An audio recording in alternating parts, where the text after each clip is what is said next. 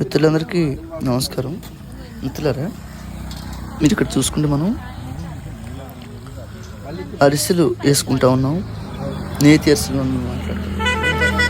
ఇక్కడ ఎవరైతే ఈ భావాలతో ఉన్నారో మిత్రులు సోదరిమణులు అందరూ కూడా శ్రమించాలి. ఈ పని ఈ ఒక్కరిది కాదు, ఇది మన అందరిది అని పనిచేస్తూ ఉన్నారు. చాలా సంతోషం.